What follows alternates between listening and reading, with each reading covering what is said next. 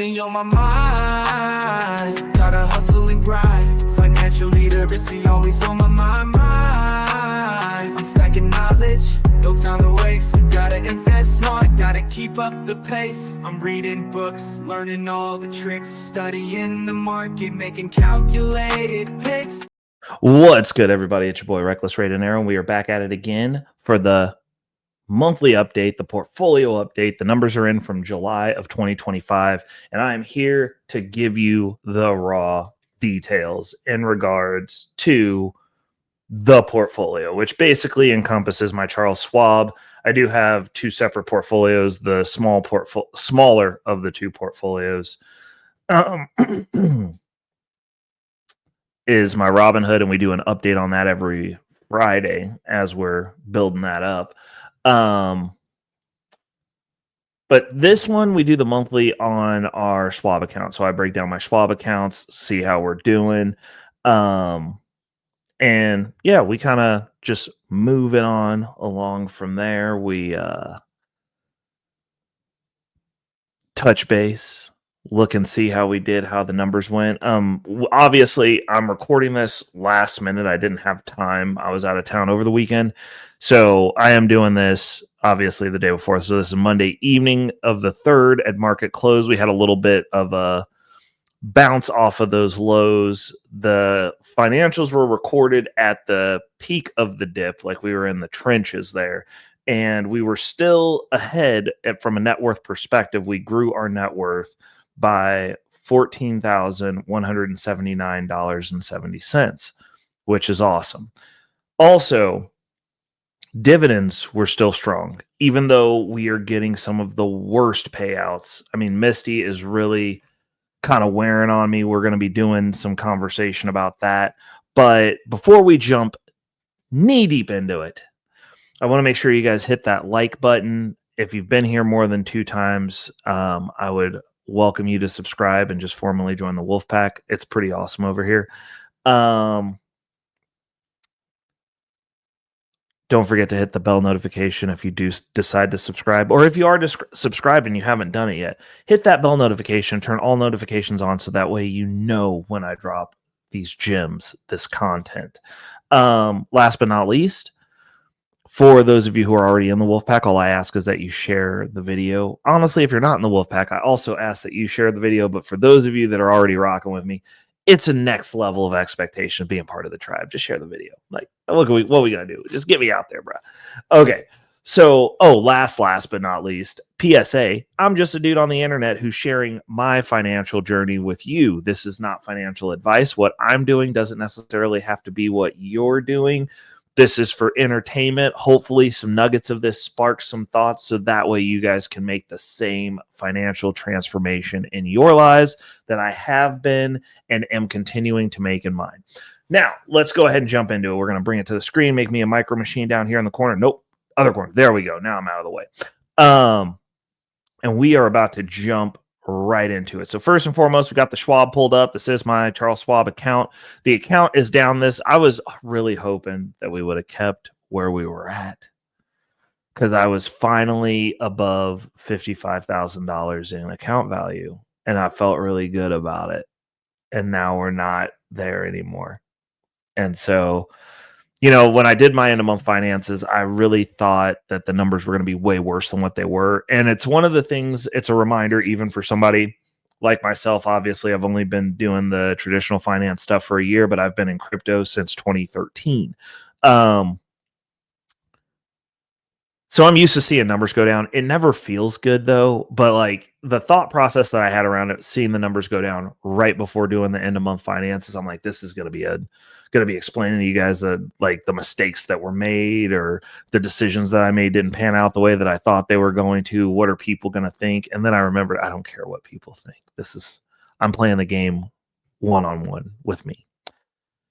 And I just want to beat myself last year. I want to beat myself last month. I want to project myself out into the future, into a much better place than where I'm at now, while enjoying where I'm at now.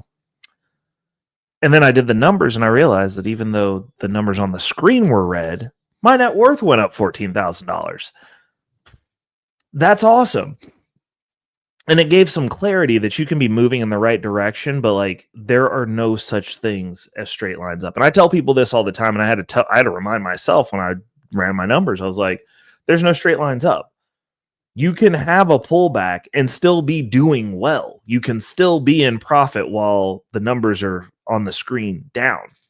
So with that said, we're going to go ahead and jump into it. We'll start off with our, because like we still don't have anything in the failure fund. The in-home banking, we're in the process of getting ready to pull out a loan on that. So I've got a lot sitting in cash right now.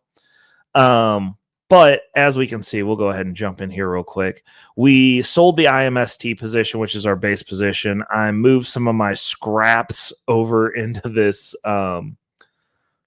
portfolio from my long-term holding portfolio to clean that up, to kind of, throw a little bit of money over here to pay some stuff. But we're up to 6 shares of Strike. We're buying about 2 shares as an accelerated mortgage payoff. Reason being, I want the upside, and I know long-term the upside on this is going to be good. We're dollar cost averaging, so around the whatever dividend day we have a stipend that goes over here, and we're using that to, forward the progress towards having our house paid off. Now, once I get to the payoff number, I'll probably just use the dividends to like kick up, because you get paid quarterly off this, and I'm figuring we'll be at a minimum 50 shares or so before I'm in striking range of my house, probably like somewhere between 50 and 100 shares.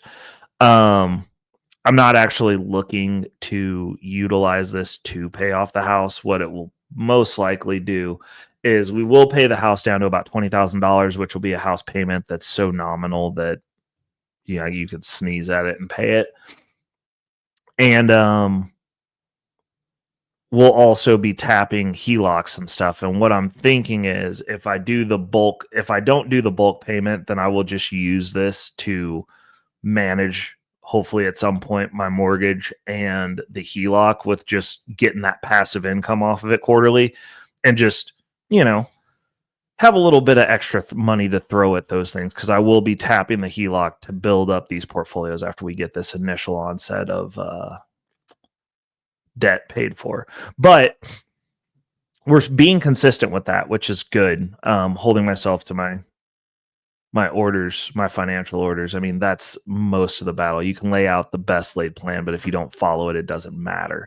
So that is our in-home banking. And then next we will go to our long-term holds, because we liquidated that to move some money around and consolidate down into the income portfolio. But we are now getting our stipend back.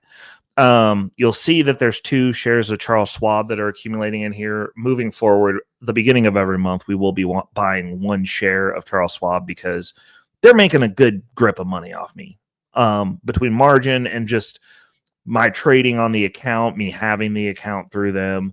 And I believe in supporting the platforms that you're on. So it makes no sense for me to have had this account and not been stacking some Schwab. So we started a couple of months ago, or last month. So we've got 2 months in. I probably will be trying to at least catch this up to my Robinhood account. So I'll be ending up with some more shares of Schwab in here eventually.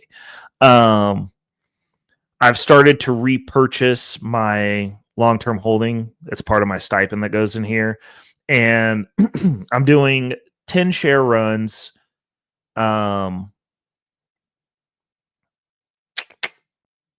And yeah, so we're working on our Cantor Equity Partners, which, for those who are not in the know, that's the SPAC that's going to convert over to 21 Capital. And shout out to Jack Mahler. Getting myself repositioned. So what I'm doing is I'm going to buy 10 shares. Then I'll buy a share of our cash reserve. Then I'll buy 10 more shares. We'll be switching off the 10 shares, but we're starting off with the little guys first. And then after we get to 100 shares of each of the smaller positions, I will then shift my focus over to reacquiring and consistently acquiring MicroStrategy. It's kind of the way that I'm looking at it. And I think that's all we got for this, obviously. So every time we get a dividend payout, expect to see some more purchasing going on over in here because there is a stipend of money. It's a minimal amount. This is maintenance. Basically, we're putting maintenance funds in here, which means it's the minimum amount that I'm willing to, that I can stomach getting back into these positions. So it's only $100, maybe a couple $100 a month. We're not pulling anything off the check in here. We're focused on paying off the debt, but this will be growing back slowly, but it'll be growing back. And our goal is going to be hitting those 10 shares.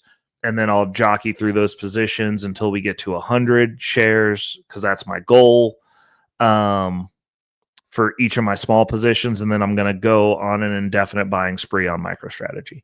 So that's what this long-term holding portfolio is going to look like. It'll have a little bit of this going in there, a little bit of Charles Schwab, a little bit of Cantor Equity Partners, which will be 21 Capital. I got a couple of other positions that you've already seen that'll be funneling their way back in here.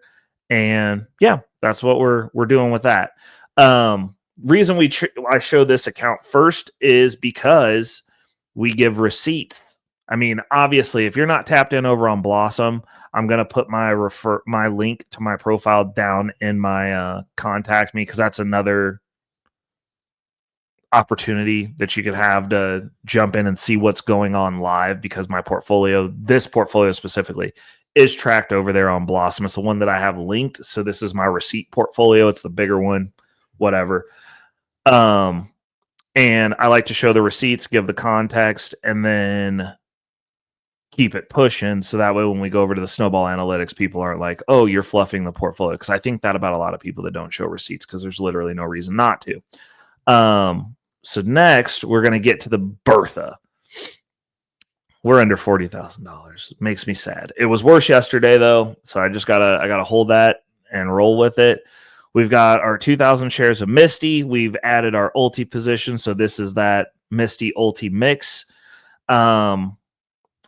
We got our payout from Misty. It was over $2,000. One of the things that I do, I am proud to announce that I'm gonna beat my chest on, because I feel like it's a accomplishment that a lot of people actually never get to in their financial lives. And that is my portfolio, this portfolio right here specifically, now pays, if I needed it to, it is now covering my mortgage, my utilities, and my phone bill, and my food, which is like and my fuel for the month in my current car. Now, these numbers will be adjusted when I get the holdover, because I'm going to be I'll be spending more in gas. So my gas budget's probably getting ready to go up a lot.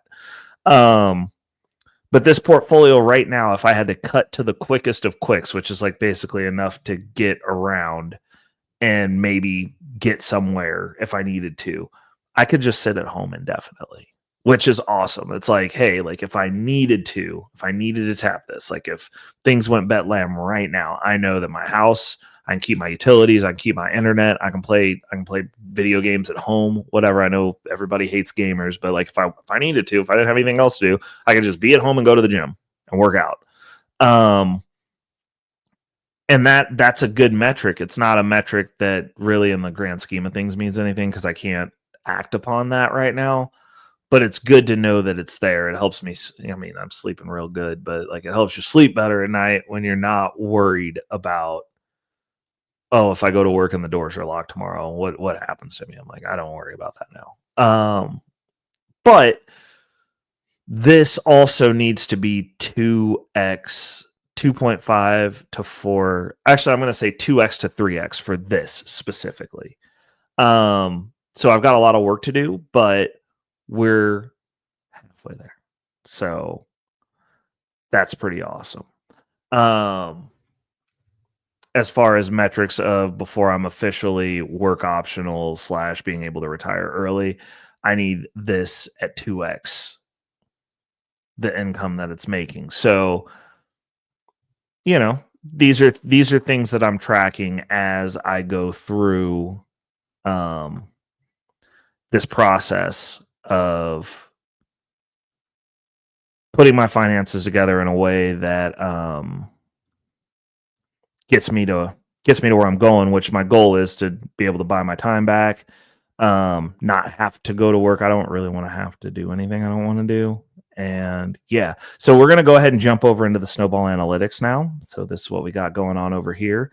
As you'll see, it's the same portfolio. I actually figured out how to get this actively synced again. So now when I do these, I don't have to upload the payments anymore. My CVs from my Charles Schwab, I don't have to manually do it. I got it set back up to automatically do it. So Snowball Analytics is, again, my favorite tracking software. I'm not mad at them anymore.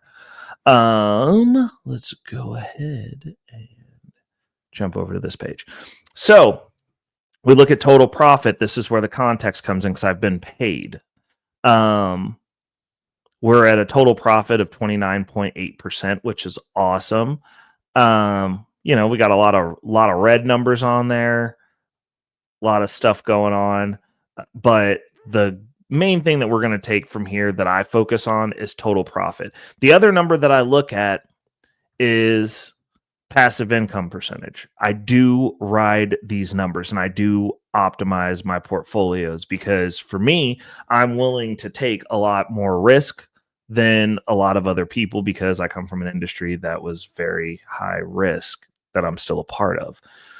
As a Bitcoin holder since 2013, I've seen some wicked stuff. I've seen things, man. I've seen stuff. So I normally like to have this as close to 100% as possible. Right now, we are at 76.16% because this last Misty payout, these last couple of Misty payouts, I'd say these last few, because I'd say the last 3 payouts have sucked, in my opinion, in comparison to what I want this portfolio doing. So moving forward, we are going to be making some adjustments because this has me on track because we hit an arbitrary target of $60,000. This has us getting there by 2028. We are going to shave this down. I at least want to be there next year-ish.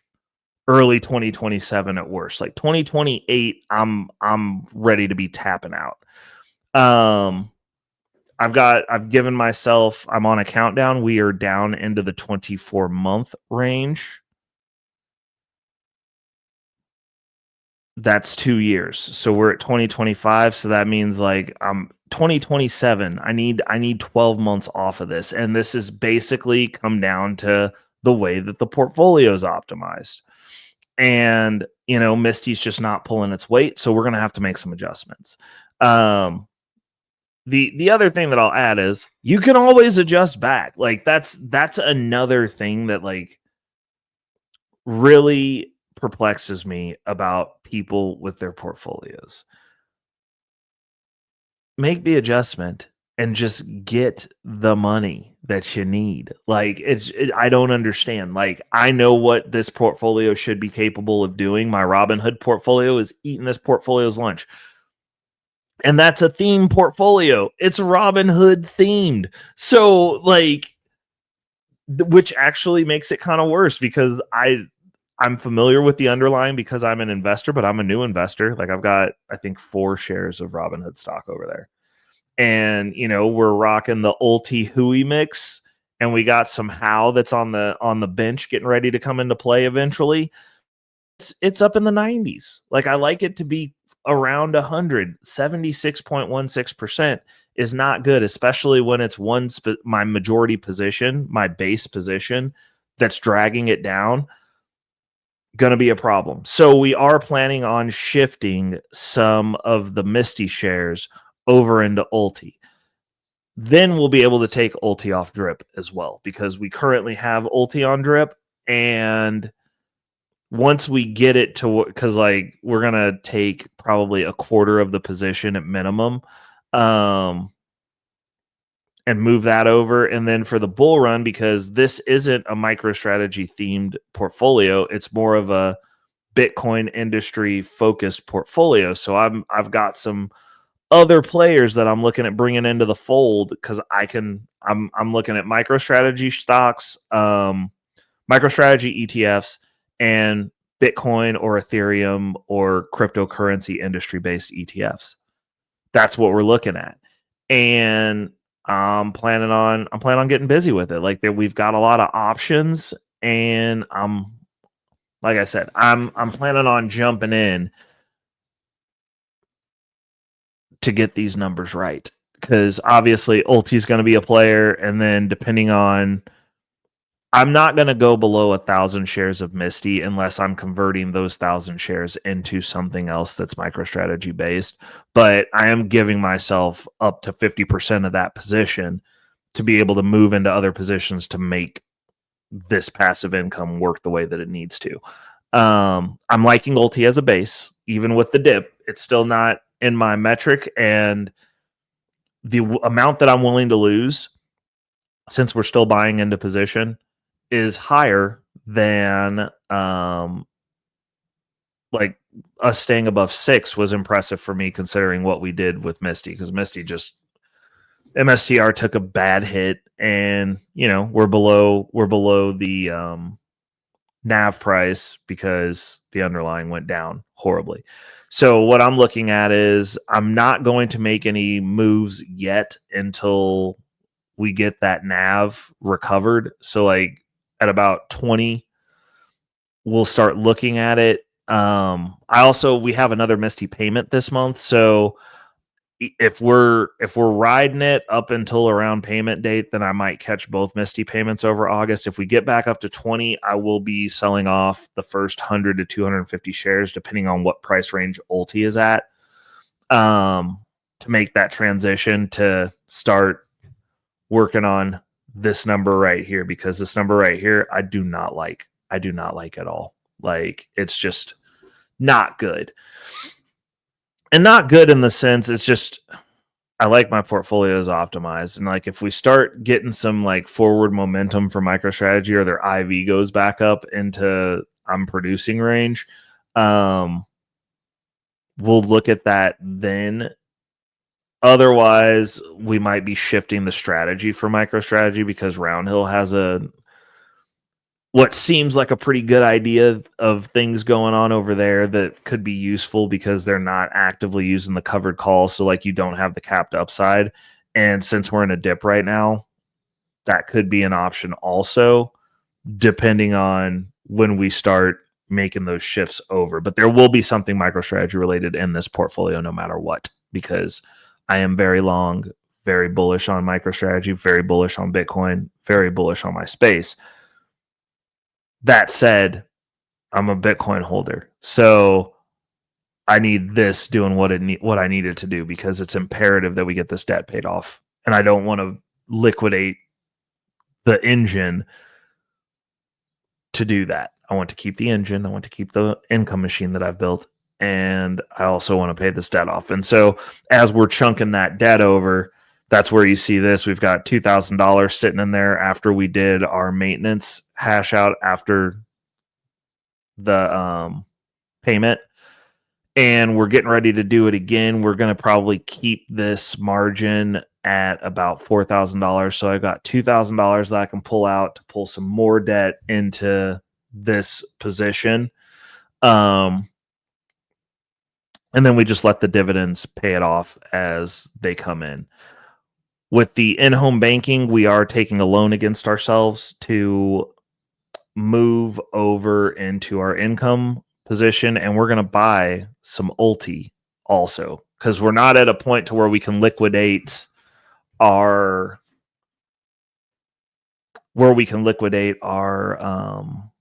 Misty to start that transition. But I have my in-home banking pool of money, that IMST position. We could liquidate that. So we're going to move that over. We're going to be doing a decent buy of Ulti. I mean, it should get us a couple of 100 shares. And we're going to, actually, it should get us at 300 something shares, almost 400 shares. That's going to be nice. So that might put us over the 1,000 mark, which would be awesome. And yeah, so that's the next move that we're making, and then we'll pay it back weekly to get that position back in order. And yeah, it's gonna be interesting. I'm actually very excited about what we've got going on, and I might not even pay it back yet. We might just make a deal out of it towards the end of the month, because like, why not?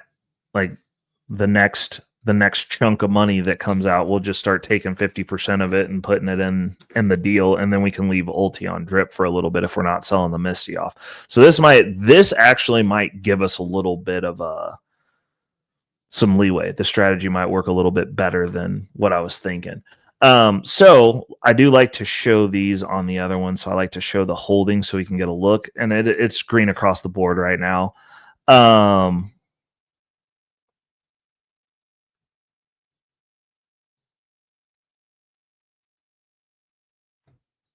Hmm.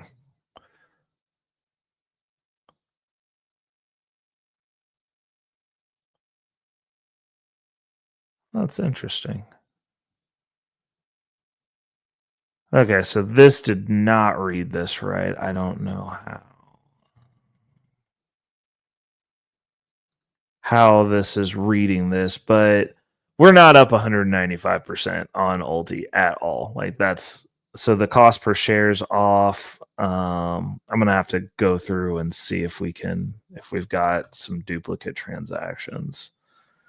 Because the amount of shares are right, it's the cost per share that's wrong. Because like, we did not buy these for negative $4.99, but we're up 1.83% on the day. I think overall this is probably about even or up a little bit. It's definitely not up 195%, and I'm not trying to float my own boat here. I don't need to lie to kick it. I know that this number's wrong. So disregard the plus 195%. I'm going to have to look into that and figure out why it's not right. Hopefully it corrects itself. We'll see. Misty is right, though. 2,000 shares. Our cost average is 25.43, which I did a lot of work to get that. Just so that everybody knows. I want everybody to understand a lot of work went into getting this down, because it was in the 30s. We were at like $32. And I bought and I bought and I bought and I bought all the dips. I bought every dip to get to 2,000 shares. And then we got to 25.43 from like $32, which is awesome. Total dividends received were at $28,404. The dividend yield is at present on average is 75.26. This last payout, it was 55.85. Total profit of $13,023, $13,023.02, which is awesome. And yeah, current value is 1887 as of this last update. We're kind of rocking with it with what it is. I've seen it go down to 17. I'm expecting it to go back to 20. Once it goes back to 20, we'll probably clip off 100 to 250 shares and move those over into Ulti, depending on what the price is. Again, like, we're doing a pretty large purchase tomorrow, which will hopefully allow us to drag that average down, because our cost average on Ulti is actually price. Where's our basis? Price change. Where are you? Gain loss. I'm pretty sure it's like 629. Oh, actually, just let's. Yeah, I don't. Oh, that's annoying. Because it tells me on my phone, and none of I'm obviously recording with one phone. Oh, don't give me the condensed table.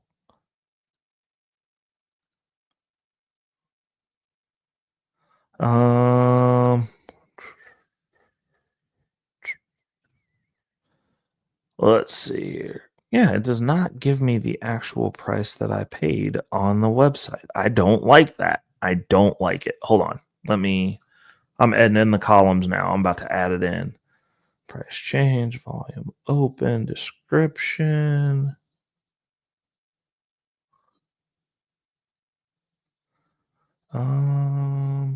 Doesn't give me any options data. Descriptions. Huh. I don't like this. So that's one of the reasons I don't like the websites as much as the deals. But that said, in closing, that's what we've got. But so Ulti's not right. You can track my portfolio over at over on Blossom. That is right. The other thing is we're going to be dragging that cost average down tomorrow because I'm hoping that it doesn't go up a dime tomorrow because that would be upsetting because I want some of this dip also. But in closing, we're on a process, and I think once this bounces back, once we get this portfolio optimized and we're back above 80, somewhere between 80 and 100%, I've come to the conclusion I like around 100%. I do like it. I like the income that it generates, especially if I can find stuff with high IV and NAV recovery, the ability to recover the NAV and I'm basing NAV off launch price, not when I bought it. It doesn't have to recover when I bought it. As long as I'm above what it started at and it's not consistently going down every time they pay out and not recovering that either. That's what I look for. And I like to piece together portfolios that are around 100%. My Robinhood portfolio, stunning example. If you're not tapped in on Fridays, you might want to jump on that. That portfolio, I've done a great job with. We're in profit in every metric. My trades, even moving in and out of positions.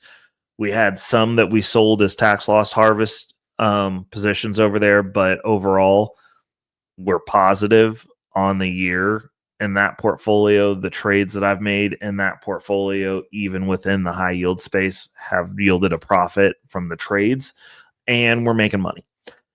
So we're starting to get the wheel going with this last pullback. We had a little bit of change left off of our Ulti that we buy Hui with, so we bought a few shares, a little bit of Ulti with the change that was left over because Ulti was dipping and we got to buy 2 dips.